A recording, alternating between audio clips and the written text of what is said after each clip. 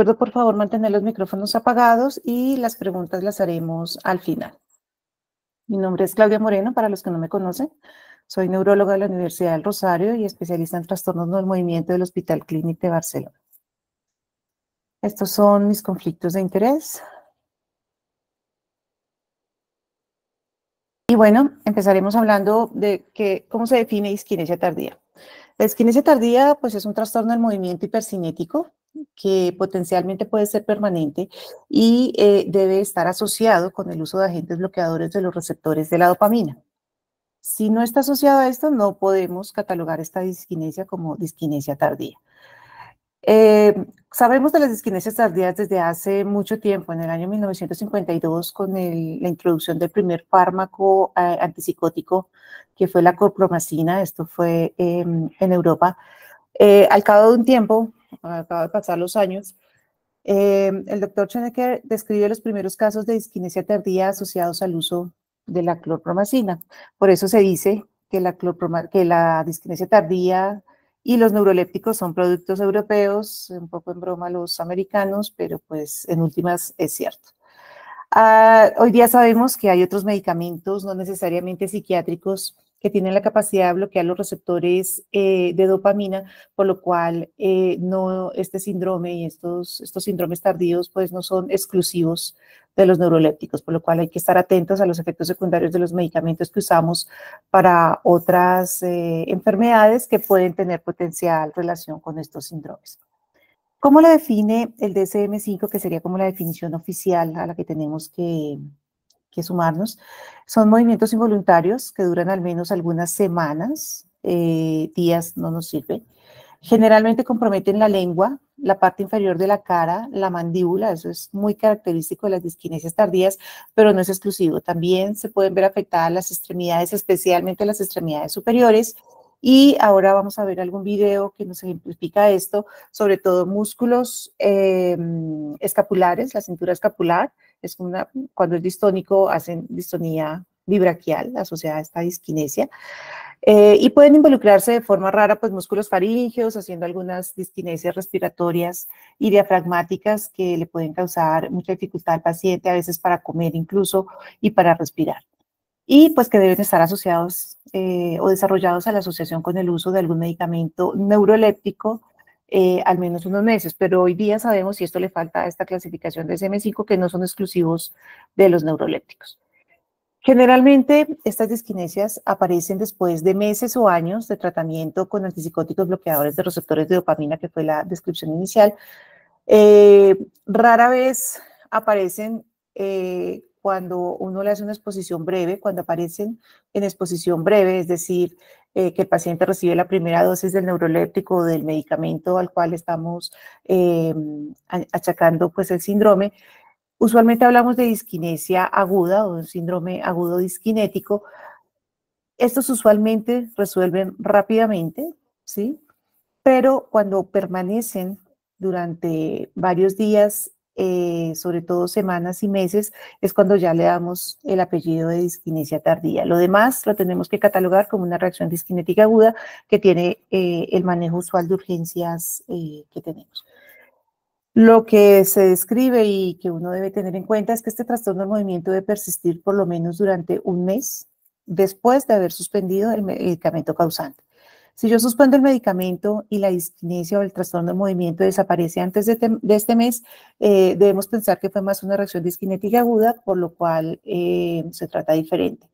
Claramente, los pacientes que hacen estas reacciones disquinéticas agudas tienen un mayor riesgo de hacer de hacer síndromes tardíos con estos medicamentos, por lo cual hay que tener mucha precaución y prevención en el futuro al tener que usar algún neuroléptico o algún medicamento que bloquee la dopamina. Hay algunas zonas del cuerpo que se ven más afectadas y que le pueden ayudar a uno a caracterizar si este trastorno del movimiento puede estar relacionado con un medicamento o hace parte de alguna otra enfermedad. Aquí en esta gráfica lo que les muestro es las relacionadas con disquinesia tardía. La mayor parte o la mayoría de estos movimientos se presentan en la cara, ¿sí? Especialmente en la zona inferior de la cara, aunque algunos pacientes pueden hacer algo de blefaroespasmo asociado, pero usualmente son orolinguales. La siguiente parte del cuerpo que se ve comprometida son las extremidades superiores, pero sobre todo la región de los hombros, ¿sí? Hacen movimientos de la cintura escapular hacia atrás, que es más una reacción distónica bibraquial. En frecuencia podría comprometer el tronco con algunos movimientos coréicos o distónicos y muy raro las extremidades inferiores, pero pues también está descrito que se pueden comprometer. Esto es un estudio con 601 pacientes, una descripción de estos pacientes. ¿Qué es lo más frecuente? Que solo una región del cuerpo esté comprometida, ¿sí? Lo siguiente, pues que dos regiones estén comprometidas, pero ya es muy raro que hagan una reacción distónica o una reacción disquinética generalizada a los pacientes, que sería cuando se comprometen las 3 o 4 partes del cuerpo. En cuanto a duración de los síntomas, una vez se ha suspendido el medicamento causal del trastorno del movimiento y se ha dado el tratamiento, los pacientes pueden persistir con los síntomas por años, ¿sí? La mayoría entre 1 y 5 años podrían empezar ya a desaparecer los síntomas, pueden mejorar, disminuir con los medicamentos que tenemos disponibles y los tratamientos disponibles, pero pueden persistir durante años y pues tenemos que manejarlo durante todo ese tiempo. Es muy raro que dure más de 10 años u 11 años, es un porcentaje muy bajo, afortunadamente, un 6% de los casos, pero pues hay que tener en cuenta que esto es un síndrome que tenemos que tener, que vamos a tener por mucho tiempo, puede que con una intensidad mucho menor, pero que va a requerir un tratamiento prolongado en el tiempo. La incidencia anual de esto, pues para los neurolépticos típicos es más o menos de 5.5% y para los atípicos, que también está descrito, no solamente en los típicos, en un 3.9%, por lo cual si un paciente está con un neuroléptico atípico, no tenemos que descartar que sea el causante. Lo que sí sabemos es que más o menos entre el 20 y el 50% de los pacientes que han sido expuestos a algún tipo de neuroléptico tienen el riesgo de desarrollar una disquinesia tardía o un síndrome tardío. ¿Por qué hablamos de síndrome tardío? Porque los pacientes no solamente presentan disquinesias, ¿sí? Las disquinesias es lo más frecuente en los síndromes tardíos relacionados con medicamentos bloqueadores DOPA, pero también pueden presentar estereotipias, pueden presentar movimientos coréicos, distales, por ejemplo, no necesariamente disquinéticos generalizados. Usualmente la disquinesia que se presenta es coreica. Acaticia, distonía, mioclonías, temblores, tics, y parkinsonismo incluso, ¿sí? Uno podría considerar que todos estos movimientos hiperkinéticos hacen parte de las disquinesias, ¿sí? De este síndrome disquinético tardío.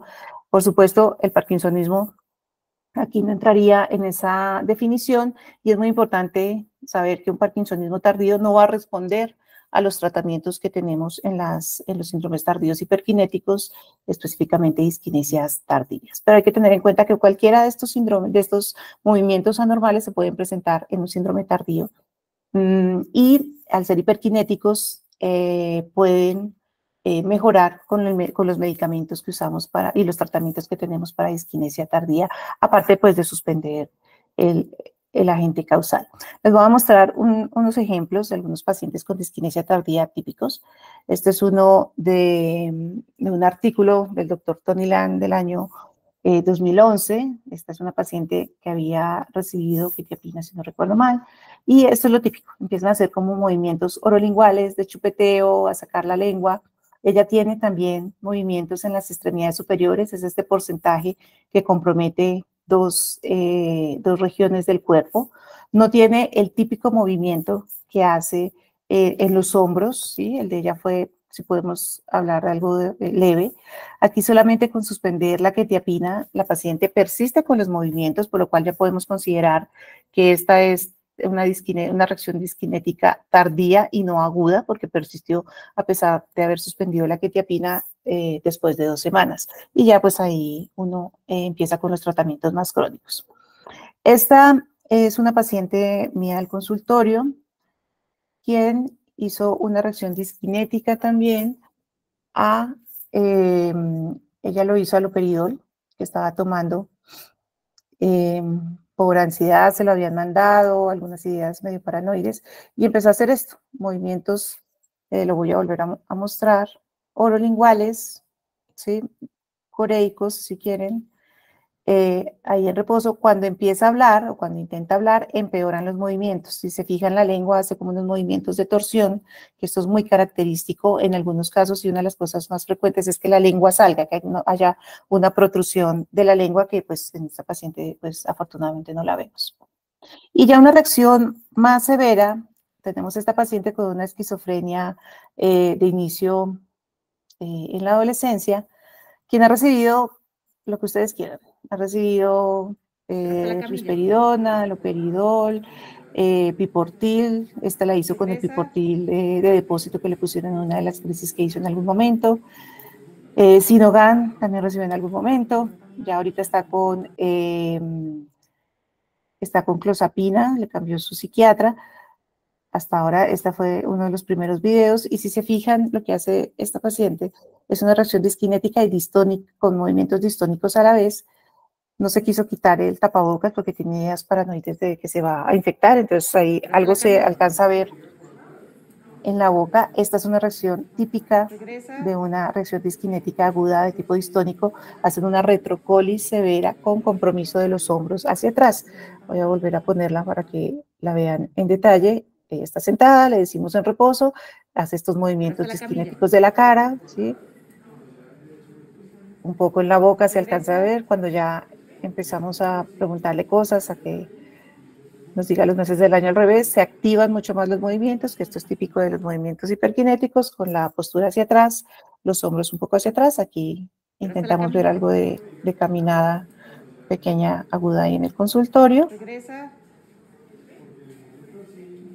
Y aquí ahora van a ver cuando estira los brazos, se ve un poco más esto, y se le activa mucho la distonía axial con la postura en retrocolix, y los hombros le jalan un poquito para atrás.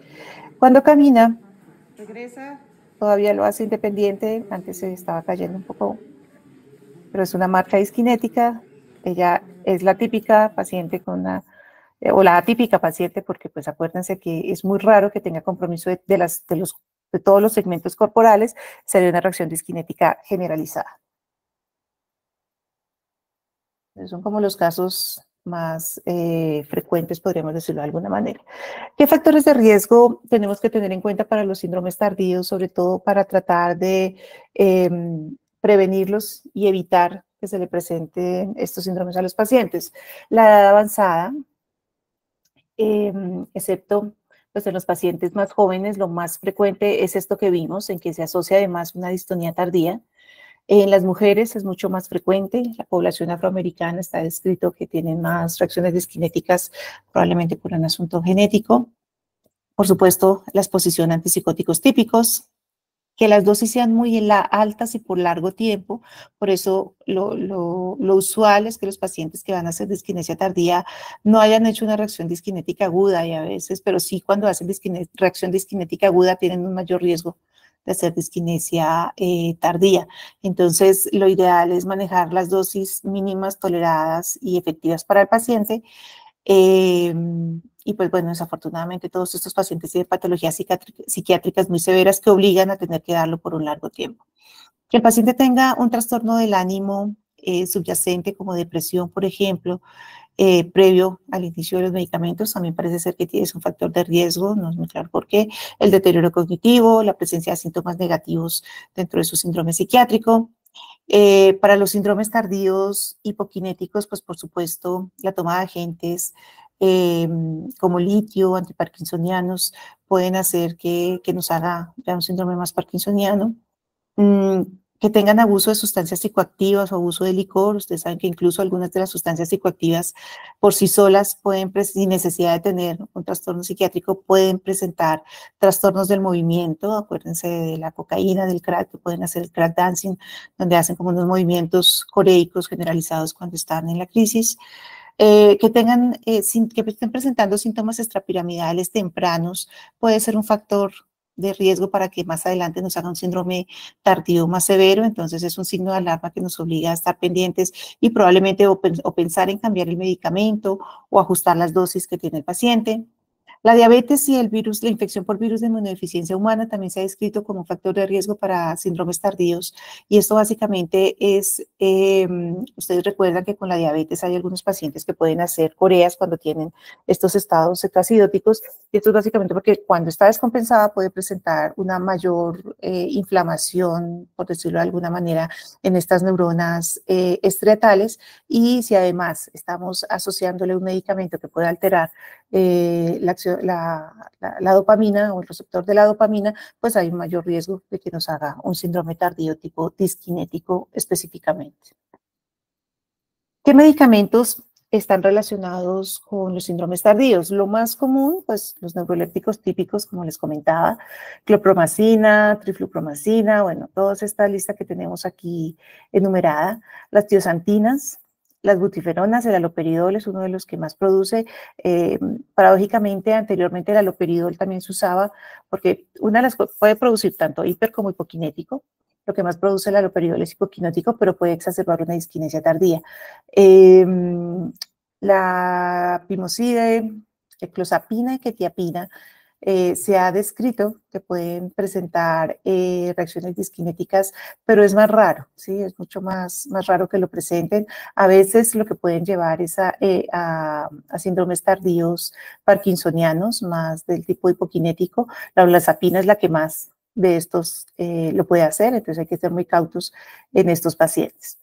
Ya medicamentos que no son psiquiátricos, pues hay muchos otros, como les decía, está la metoclopramida, veraliprida, bueno, otros psiquiátricos que meten acá como la risperidona y la sulpirida también. La flunaricina es uno de los que produce más, sobre todo, parkinsonismo tardío, podríamos decirlo de alguna manera, o parkinsonismo por medicamentos. La sinaricina, que también a veces dan para vértigos y demás. Antidepresivos como duloxetina, citalopram. La melatonina puede causar, o sea, descrito con disquinesia tardía, es muy raro, realmente son casos y reportes de caso, pero pues hay que tenerlo en la cabeza. Lo mismo el interferón alfa 2, bueno, pero pues siempre cuando no nos coincide alguno de los medicamentos, la lista de medicamentos que el paciente recibe y que estamos sospechando pues, que pueda ser causal del síndrome que tiene el paciente, pues lo que hay que hacer es empezar a buscar ya reportes de caso con los medicamentos que está tomando el paciente, porque cada vez vemos como un compromiso más relacionado con medicamentos que no estaba descrito. En este artículo del año 2020 de la doctora Citron, hicieron como un resumencito de qué debería o las reglas pues, que uno tiene que tener en cuenta para distinguir, digamos, diagnósticos diferenciales. ¿Qué diagnósticos diferenciales hay que tener en cuenta cuando tenemos una disquinesia tardía? Pues cualquier otro trastorno del movimiento. Entonces, pensar en pacientes que pueden estar haciendo el movimiento involuntario relacionado no solamente con el medicamento, sino con la patología que tiene o con la edad. Acuérdense que existe la corea senil relacionada con neurodegeneración, no necesariamente con medicamentos. Alteraciones dentales, pacientes que, por ejemplo, cambiaron de dentadura recientemente y la sienten suelta, es una de las causas más frecuentes de estas disquinesias orolinguales. Entonces, ¿qué hace uno? Pues lo valora con dientes y sin dientes y evalúa si el trastorno del movimiento persiste o mejora cuando está sin la dentadura, y pues fácil lo que hay que hacer es tratar de que le pongan una dentadura más acorde y que esté más adaptada a su anatomía. Bueno, drogas estimulantes, ya pensando en sustancias psicoactivas, como les hablaba, cocaína, por ejemplo, no con la marihuana, sino con las anfetaminas también se ha descrito por algunos de los componentes y los solventes que tienen, por ejemplo. El autismo, pueden hacer algunos movimientos disquinéticos, estereotipados, micronías y tics, y no necesariamente está relacionado con los medicamentos psiquiátricos o para trastornos del comportamiento que estamos dándole a ese paciente. Lo mismo pasa con los tics motores.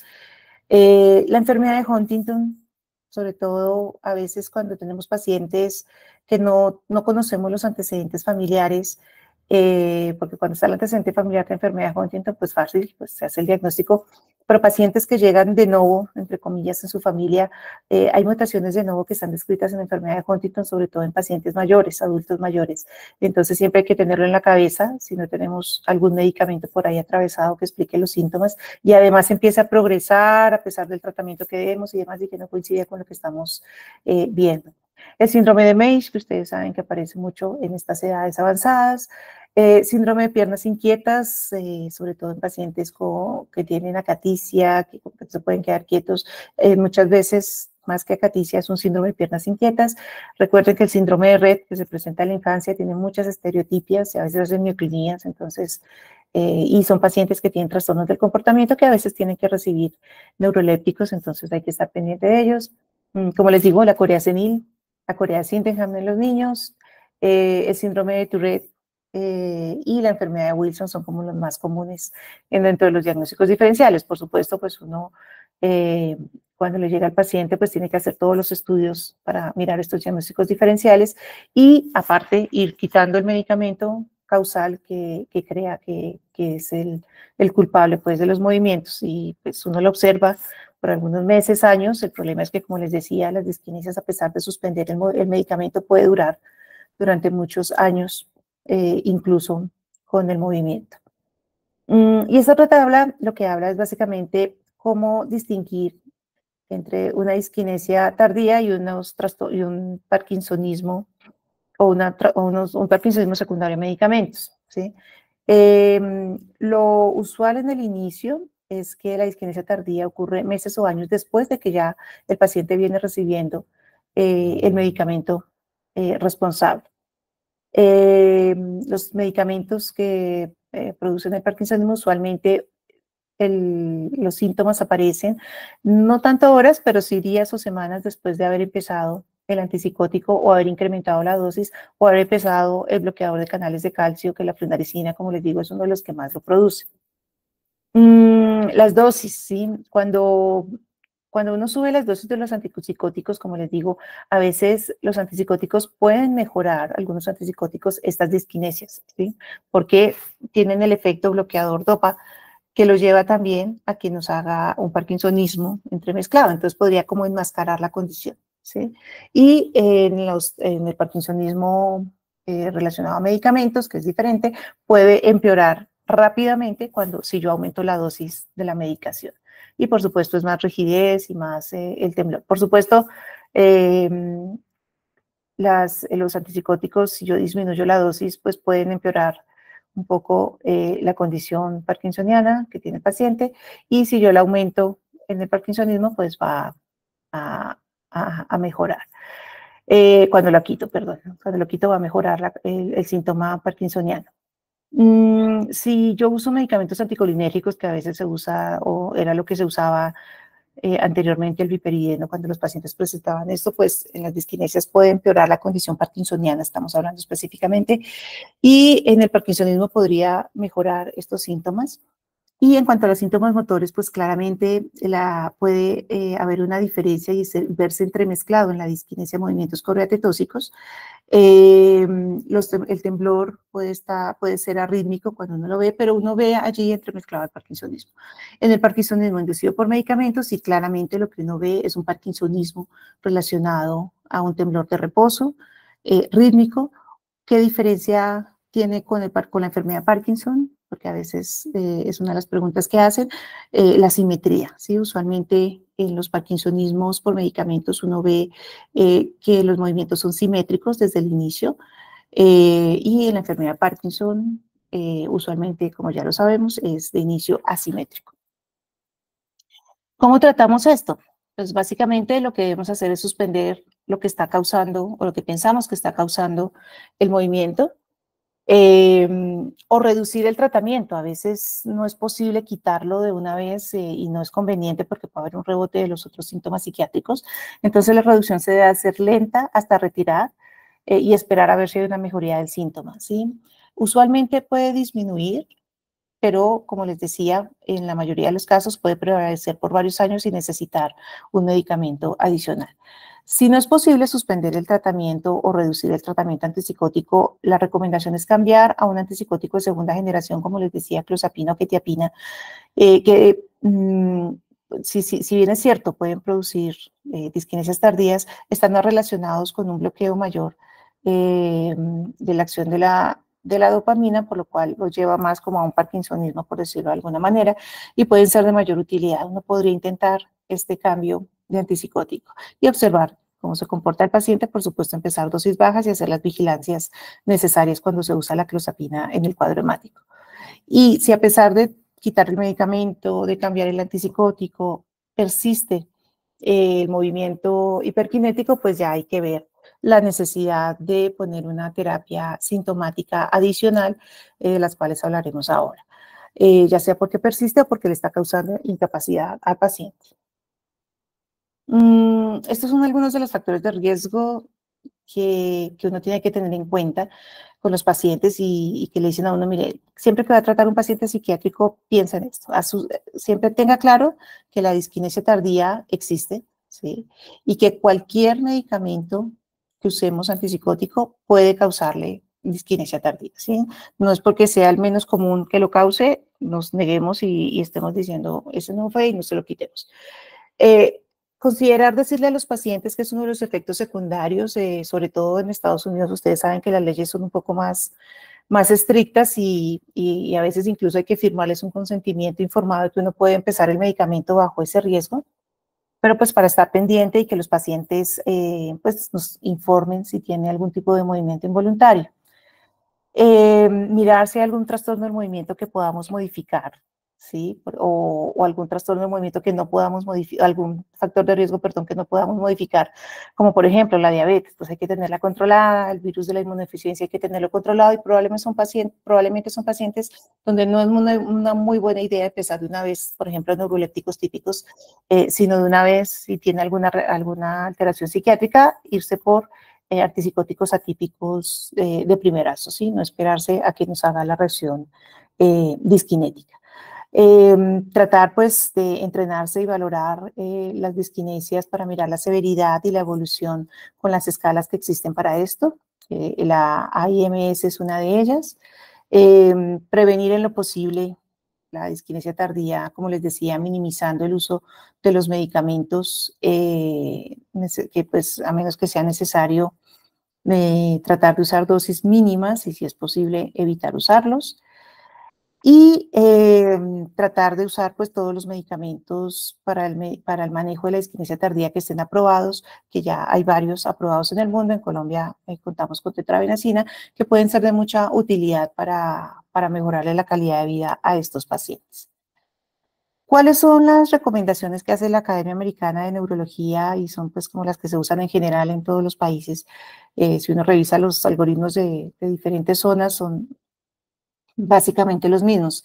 Y es esto, si uno tiene una disquinesia tardía, entonces quitar el medicamento, por supuesto, cambiar el medicamento, como habíamos dicho, y mirar si los síntomas mejoran. Si los síntomas no mejoran, pues mirar la necesidad de iniciar algún tratamiento que disminuya los síntomas, que sea bloqueador de los receptores de nueva generación, son los que más se están usando, los inhibidores de estos receptores de transportadores de monoaminas.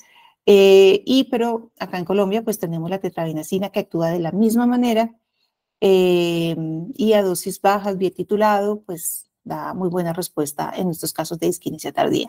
Si los pacientes no mejoran, lo que ellos recomiendan es uso de benzodiazepinas, específicamente el clonazepam. Meten ellos acá el ginkgo biloba, realmente nunca he usado ginkgo biloba para manejo de disquinesia tardía, pero la academia lo mete aquí dentro de su plan B, nivel B de evidencia, el uso de ginkgo biloba. Realmente no sé cuál sería la utilidad. Y si definitivamente no mejora, dicen, bueno, intente un bloqueador de los receptores NMDA, que sería la amantadina. No lo usamos de inicio, porque acuérdense que la mayoría de estos pacientes pues tienen síntomas psiquiátricos con alucinaciones, algunos de ellos, y la amantadina puede provocar o empeorar alucinaciones. Entonces, por eso se deja ya como de últimas dosis bajas y ver cómo reacciona el paciente. Y si definitivamente, después de haber hecho estos tratamientos, que usualmente son en combinación, los pacientes no mejoran, pues tenemos que pensar medidas un poco más agresivas, como es la estimulación cerebral profunda, de la cual hablaremos un poquito al final. Usualmente el núcleo que se usa es el globo pálido interno. Vamos a hablar de la tetrabenazina, que es el medicamento que tenemos nosotros disponible acá en Colombia y que ha sido de mucha utilidad desde que llegó hace ya varios años. Esta es la estructura molecular y esta es la planta de donde sacan esta medicina. Es un derivado sintético tipo benzoquinolicina de la reserpina y otros alcaloides de la Rauwolfia serpentina, que es esta planta. La tetrabenazina no es un medicamento nuevo, realmente es un medicamento bastante antiguo que se empezó a usar en los años 50 como antipsicótico, de hecho, y se usaba cuando los pacientes no respondían a la clorpromacina o a otros derivados de las fenotecinas que tuvieran en ese momento. Estos investigadores vieron que la tetrabenazina tenía varias ventajas sobre estos antipsicóticos comunes que usaban, y era que no tenía tantos efectos cardiovasculares como tenían las fenotiacinas, como bradicardia o hipotensión, porque no producía básicamente esa depresión periférica de noradrenalina. Y además, pocos años después, se dieron cuenta que además de ayudar en el comportamiento y en los síntomas psicóticos, porque pues en últimas es un antipsicótico, tenía mucha utilidad en el control de los movimientos involuntarios en la enfermedad de Huntington, y ahí fue cuando se empezó a usar en los trastornos del movimiento hiperkinéticos. El primero que se usó pues fue la enfermedad de Huntington, y pues ya más adelante se vio que también para disquinesias tardías, tics, algunos tipos de temblores como los temblores distónicos, por ejemplo, podía ser de gran utilidad. O sea, que es un medicamento que realmente tiene bastantes años en el mercado. Desde los años 50 se usa en Europa y desde hace poco en este lado del mundo, desde hace unos pocos años. Tiene buena tolerancia con buena absorción por vía oral. Su vida media es corta, que es una ventaja y una desventaja. Una ventaja porque si tenemos algunos de los efectos secundarios más comunes, como son, por ejemplo, somnolencia, en algunos casos puede dar un poquito de ansiedad, nos permite que al suspender alguna de las dosis o bajar la dosis siguiente que le toca al paciente, los síntomas se resuelvan con bastante facilidad. Tiene estos metabolismos, la alfa y la beta dihidrotetrabenazina, la que más se produce es la alfa, y pues sabemos que la biodisponibilidad es mayor del 80% de estos metabolitos. Se excreta por orina, también lo sabemos. Entonces pues en pacientes que tienen alteración hepática pues se puede usar, y por supuesto no falla hepática severa, pero sí, por ejemplo, si tiene alteración hepática leve, pues se puede considerar el uso de la tetrabenazina.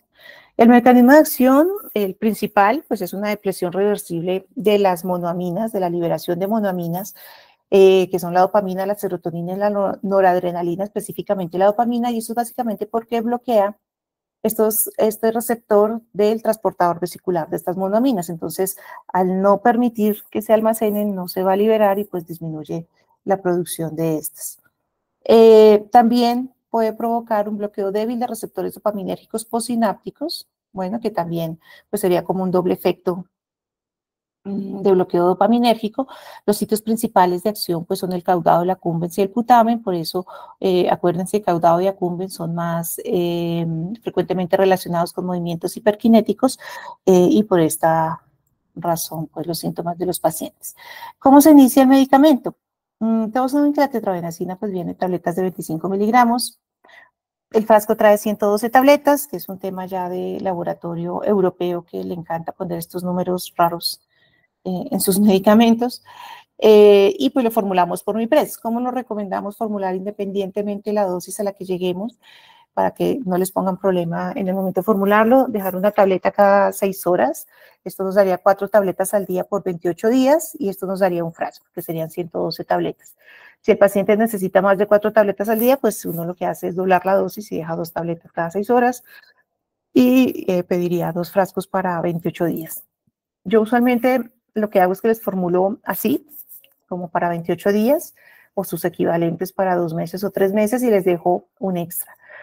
La forma de formularlo es en titulación, empezando a media tableta. Mi recomendación es 3 veces al día, o cada 8 horas si lo quieren, o cada 6 horas, porque muchos de estos movimientos anormales cuando los pacientes van a dormir desaparecen, por lo cual yo a veces prefiero dejar la tetrabenazina, desayuno, almuerzo y comida, por ejemplo, para que esas pocas horas de la noche que está despierto después de comer estén cubiertas por medicación. Y se empieza con media tableta, aumentando cada semana de media tableta hasta llegar a la dosis que queramos llegar. Lo usual es llegar a 3 tabletas al día, 75 miligramos al día, pero esto puede variar. Hay pacientes que son muy sensibles y con solo media tableta 3 veces al día responden bastante bien y no es necesario subirle más la dosis. Y hay pacientes que necesitan dosis mucho más altas. Esto usualmente lo vemos en pacientes jóvenes y en los niños, que hay estudios o reportes pues, de tetrabenazina de uso en niños. Ellos toleran mucho más dosis altas que pueden llegar incluso hasta 200 y ahora vamos a ver en algunos artículos que incluso pueden sobrepasar esta dosis. ¿Qué es lo importante? Que esta titulación sea progresiva, lenta, para que el paciente lo tolere, ¿sí? Si el paciente, por ejemplo, le da mucha somnolencia, simplemente nos devolvemos en la titulación que tenía el paciente, esperamos para hacer el ascenso si lo requiere un par de semanas más, cuando ya el paciente esté adaptado a la medicación. ¿Cuáles son las indicaciones? Esta es una tablita del año 2012, no encontré ninguna otra reciente, donde aparecía cuáles son las indicaciones para trastornos del movimiento de la tetrabenazina a nivel mundial. En ese momento, pues nosotros no disponíamos de la tetrabenazina y como ven, la mayoría de los casos, pues por supuesto son movimientos hiperkinéticos, pero en la mayoría de los casos lo que se repite es la disquinesia tardía y la enfermedad de Huntington y la corea, ¿sí? La corea y la enfermedad de Huntington. Pero en general hay otros trastornos del movimiento que pueden ser sensibles de responder a tetrabenazina, como son el hemivalismo, que les va bastante bien. Estos pacientes que tienen diabetes y que hacen coreas o hemivalismos por hipercetosis, esta es una muy buena alternativa porque a veces al suspenderla o al controlar, perdón, la diabetes no es suficiente y persisten con el movimiento. Esta es una buena idea mientras empieza a estabilizarse el cerebro. Hemivalismos, como les decía, distonías, sobre todo cuando son estas distonías que tienen temblor distónico o fases muy rápidas de las distonías, las fijas no responden. Los tics, solitos, motores simples o que estén relacionados con síndrome de Gilles de la Tourette. La corea senil también pues, puede responder a la tetrabenazina. Cualquier trastorno del movimiento, en Israel lo tienen como cualquier trastorno del movimiento que le cause una incapacidad social sobre todo, que sea hiperkinético, por supuesto, imagino que harán la aclaración en algún lado, porque por supuesto el parkinsonismo no va a responder a tetrabenazina, al contrario, podría empeorarse. Básicamente, pues esos. ¿Y qué tenemos acá en Colombia? Esta es la que está actualizada, que es la última, que es del año pasado, el último registro INVIMA, y lo que dice es que la etermodis o tetrabenazina pues está indicado en trastornos de la movilidad relacionados con afecciones orgánicas del sistema nervioso central. Es decir, hasta ahí todo lo que se mueva es sensible de responder a tetrabenazina y es cierto, ¿sí? Todos excepto el temblor relacionado con la enfermedad de Parkinson, por supuesto. Y aquí pues hacen una aclaración que tales como corea de Huntington, hemivalismos, síndrome de Tourette o corea senil, y que también está indicado en la disquinesia tardía con las indicaciones que ya habíamos hablado, que debe haberse descontinuado la terapia antipsicótica, o cuando ya al haber quitado la terapia antipsicótica o haberla suspendido, haberla disminuido la dosis no mejora, y que persiste esta disquinesia a pesar de haber hecho todo esto, pues es indicativo de empezar la tetrabenazina en estos pacientes. Bueno, uno podría indicarlo simplemente como disquinesia para cualquier movimiento hipercinético, pues ahí entrarían micronías, tics, distonías y cualquier tratamiento para cualquier trastorno de movimiento hiperkinético. Estas son como las indicaciones principales, pero aquí pues nos estamos refiriendo sobre todo a disquinesia tardía. Que hemos visto en los estudios. Realmente si uno busca estudios recientes, dobles ciegos controlados para tetrabenazina no va a encontrar, pero sí hay muchos estudios anteriores a esto que nos muestra suficiente evidencia del uso de la tetrabenazina en disquinesia tardía y en otros trastornos del movimiento. Para disquinesia tardía, específicamente en este artículo del grupo del doctor Jankovic, que es uno de los que más o que más se dedican a trastornos del movimiento hiperkinéticos, hicieron el seguimiento a 7 años de 488 pacientes que tenían hiperkinesias, disquinesia tardía, distonía, corea, tics y mioclonus, y para la disquinesia tardía, específicamente, que era de hecho el mayor número de pacientes, 149 pacientes. Esta era la evaluación inicial, esta era una escala de grado de mejoría, simplemente le preguntaban al paciente si sentía cómo sentía los movimientos, si sentía que había disminuido mucho, poquito o nada, por decirlo de alguna manera, pero en 5 puntos, o se había empeorado, ¿no? Y lo que ven los pacientes acá es que una vez se inició la tetrabenazina, tiene una mejoría mayor al 60%, cercana a 65-66% en disquinesia tardía, que si miramos, esta es la mejoría significativa, de la reducción significativa. Si miramos reducciones leves, pues aumentaría mucho más este porcentaje. Y el seguimiento a 7 años, con el uso continuo de tetrabenazina, lo que vemos es que los pacientes mantienen esa mejoría e incluso se aumenta un poco más, ¿no? Entonces, pues es un medicamento que es bastante bien tolerado si uno lo sabe usar con dosis bajas en titulación y con seguimiento en el mantenimiento, que los pacientes lo pueden mantener por muchos años incluso.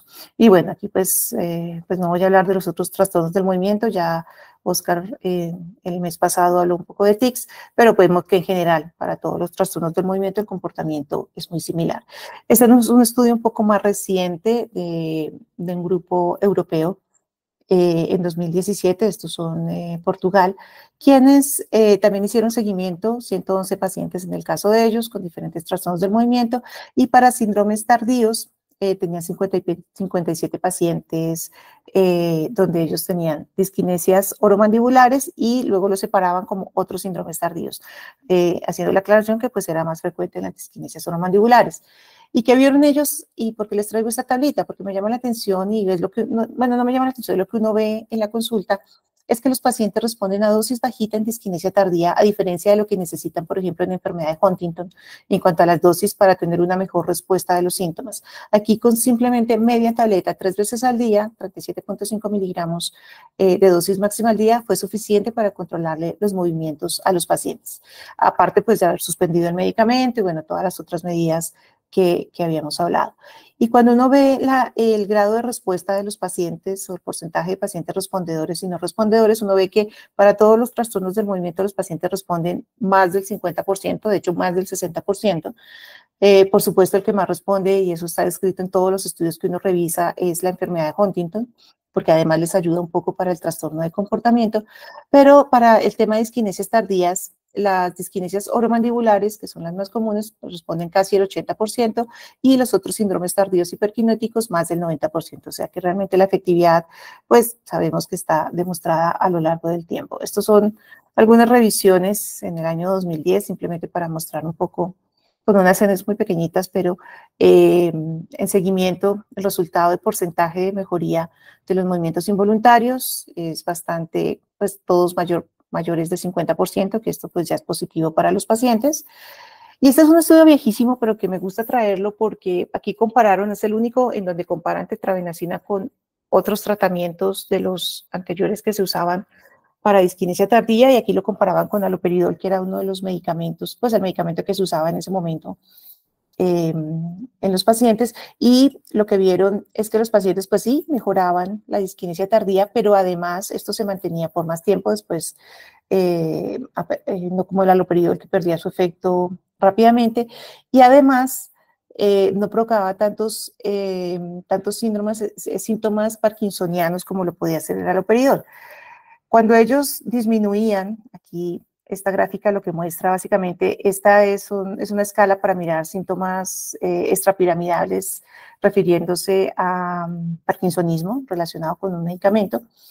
Lo que ve es que los pacientes tienen su disquinesia oral, en el caso de las que estaban evaluando en este momento, los pacientes pues sí mejoran la disquinesia, no les produce tanto movimiento involuntario, pero cuando hacemos el cambio de los pacientes al placebo, uno ve, o sea, que le quita y le puede del aloperidol y le quitas. Con la tetrabenazina lo que ves es que los movimientos involuntarios empeoran y el trastorno del movimiento extrapiramidal parkinsoniano persiste durante más tiempo de lo que puede pasar con la tetrabenazina.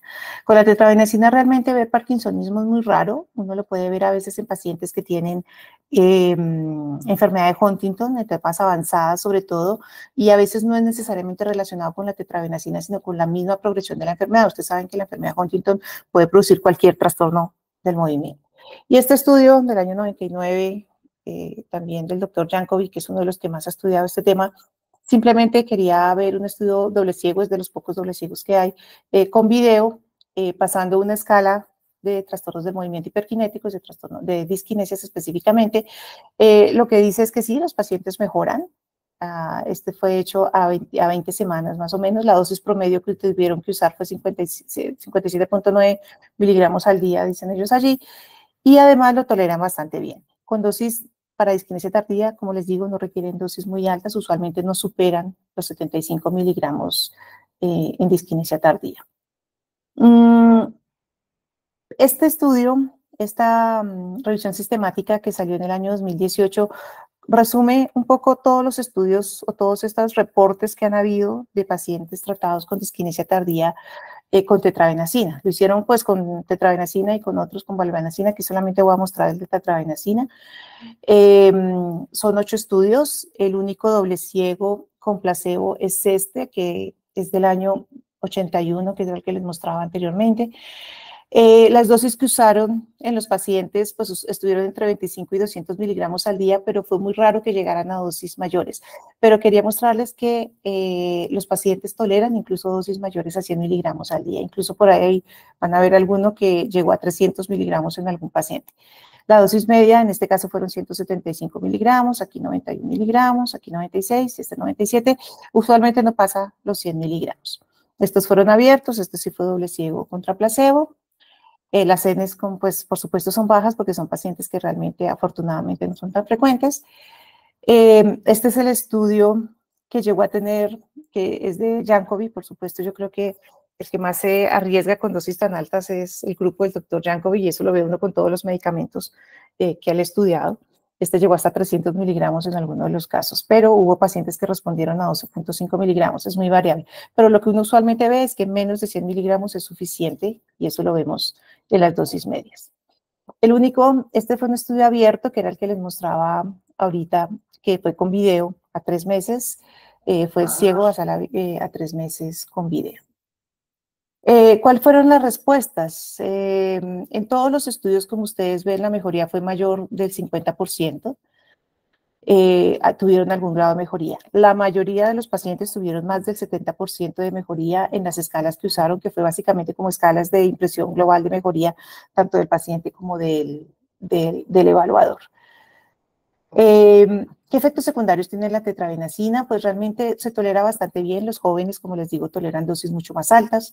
Se ha relacionado depresión, por lo que como también bloquea no solamente la dopamina, sino la liberación de otras monoaminas como la serotonina, pues hay pacientes que pueden asociarse a algo de depresión. ¿Cuál es la indicación? No es que no lo podamos dar, porque la mayoría de estos pacientes tienen depresión, es que la depresión debe estar controlada, ¿sí? Y hay que vigilarlos muy de cerca a estos pacientes. Hay casos aislados reportados de síndrome neuroléptico maligno, de hipertermia maligna, realmente no son comunes afortunadamente, y estos con dosis muy altas de medicamentos. Solamente están reportados 2 casos de pacientes embarazadas que lo usaron, pero que afortunadamente no tuvieron ningún efecto teratogénico. Y estos son los efectos secundarios más comunes. La somnolencia en el 30% de los pacientes.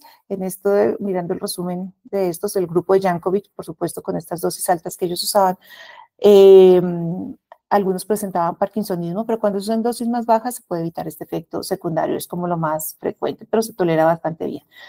Hay que tener en cuenta la interacción con el citocromo, con otros medicamentos que actúen también o que tengan relación con el citocromo CYP2D6, porque puede afectar el metabolismo, entonces hay que tener en cuenta esto.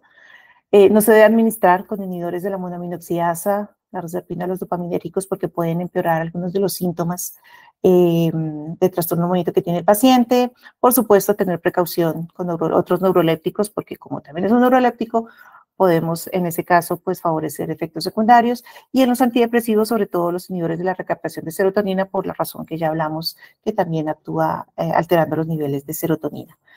Sí está reportado que la difeniliantoína puede antagonizar la supresión motora de la tetrabenazina. Si el paciente nos hace un parkinsonismo secundario de tetrabenazina y no responde a quitar lo que usualmente responden, pero no responden, usar la difeniliantoína, la fenitoína, pues puede ser una buena idea y está reportado que puede servir. Ya para hablar de estimulación cerebral profunda, que es el otro tratamiento que tenemos disponible en nuestro país, todos recuerdan que es simplemente poner un electrodo en el cerebro, en el caso de la disquinesia tardía, en el globo pálido interno, y nosotros con un, ya ahora estable, ya esto está más moderno, de forma externa, pues modulamos la energía y la corriente pues, que llega al núcleo para tratar de controlar estos movimientos. Realmente la estimulación lo que hace es inhibir y hace como una pausa, digámoslo así, de esta hiperestimulación que está ocurriendo en el globo pálido interno y de esta manera pues disminuye los trastornos del movimiento. Hay varios estudios, este es uno con 19 pacientes que muestra cómo hay una mejoría en todas las escalas de trastornos del movimiento. Esta es una específica relacionada para disquinesia tardía y esta es una general de disquinesias y con seguimiento, este lo tuvo a 11 años, que se mantiene la buena respuesta. Ya si uno mira específicamente los trastornos del movimiento que mejora, pues la corea, en este caso la disquinesia, sería pues uno de los que más responde al tratamiento. Ese es un seguimiento un poco más largo, a 14 años, donde se ve un poco más de lo mismo que les estaba comentando, y es una mejoría en todas las escalas y que se mantiene al cabo de 4 años y 14 años o la última evaluación que se hizo en todos los pacientes. Es muy, muy evidente. Aquí además pasaron la escala de distonía de Marsden, que mira también discapacidad en los pacientes. En resumen, pues estas disquinesias tardías pueden llegar a ser muy discapacitantes para los pacientes. ¿Qué es importante? Lo más importante es detectarlas, manejarlas a tiempo y si los pacientes tienen factores de riesgo para que las hagan, ser muy cautos en la elección del medicamento neuroléptico que se va a usar.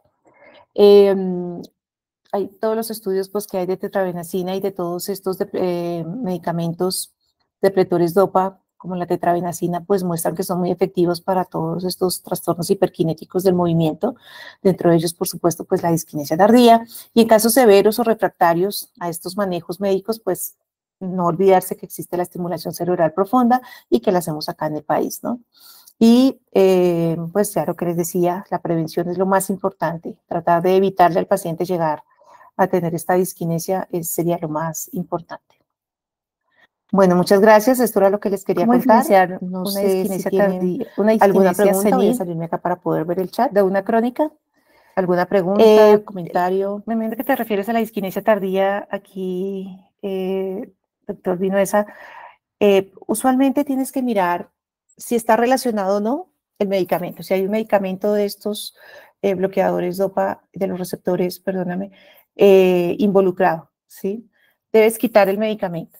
Hay un signo que se llama el signo de Fan, que pues, se ha descrito que puede ayudar a distinguir entre una disquinesia de origen pues, tardía, o sea, de origen medicamentoso, de una disquinesia, de una disquinesia orolingual senil, por ejemplo, o una corea senil. Y esto consiste en que el paciente se pone acá el dedo índice como en los labios, y si mejora, tú lo relacionas con que esto es una disquinesia tardía, está relacionada con medicamentos. Si persiste, pues probablemente sea una disquinesia de otro origen, ¿sí? Eso está descrito, es el signo de Fan. Bueno, y por supuesto, la relación o no que tenga con medicamentos.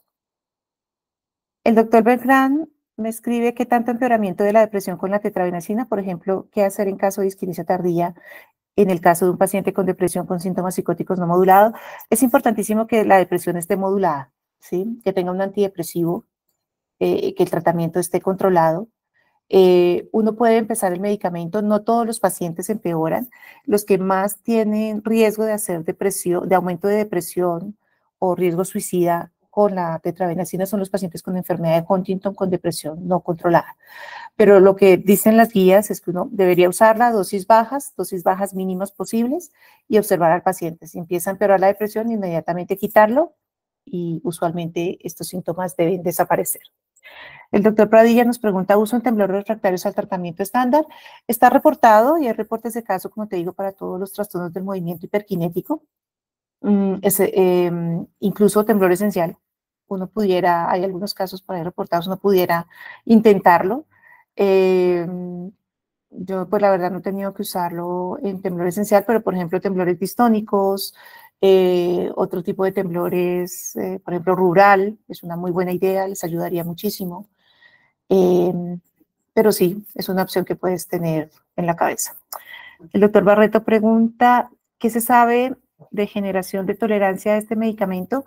Realmente tolerancia, lo que uno ve, y eso lo ves allí en los estudios que hacen a seguimiento a largo plazo, no hacen mucho a los pacientes. Yo no he visto el primer paciente que me haga tolerancia al medicamento. Usualmente responden a la dosis, y usualmente a la dosis que responden, esa dosis tú la mantienes. Es muy raro que tú tengas que ajustar dosis con el tiempo, con la progresión de la enfermedad, por ejemplo, en la enfermedad de Huntington, que uno tenga que ajustar dosis, es muy raro, al contrario, uno tiene con el tiempo que disminuirle un poquito, por lo mismo que les explicaba ahora de, de, de, de los síntomas avanzados del Huntington que puede ir con Parkinsonismo, entonces a veces le obliga a uno a bajarlos, pero que el paciente haga tolerancia, poco probable.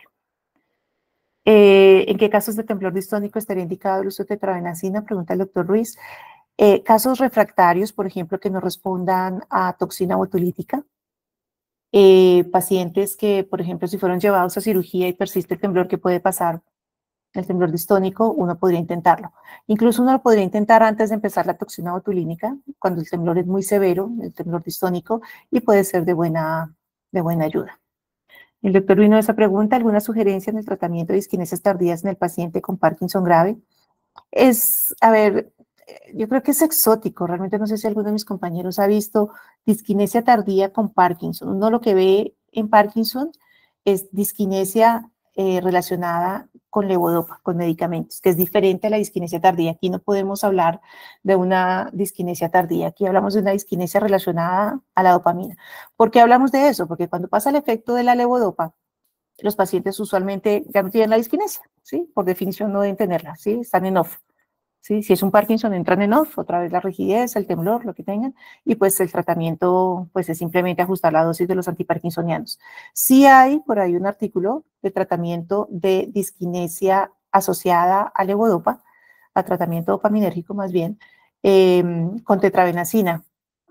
¿Puede mejorar? Pues claro, porque estamos bloqueando pues el efecto de la dopamina, pero el problema es que nos puede empeorar el parkinsonismo, entonces la verdad yo sí creo que en estos casos no estaría indicado.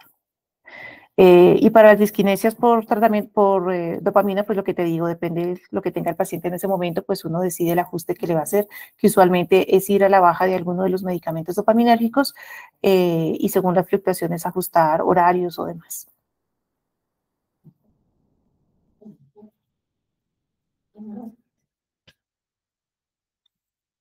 Bueno, doctores, pues creo que no hay más preguntas. Muchísimas gracias por acompañarnos. Y pues bueno, cualquier cosa, pues el correo pues está ahí en la presentación, lo tienen a la orden. Muchas gracias.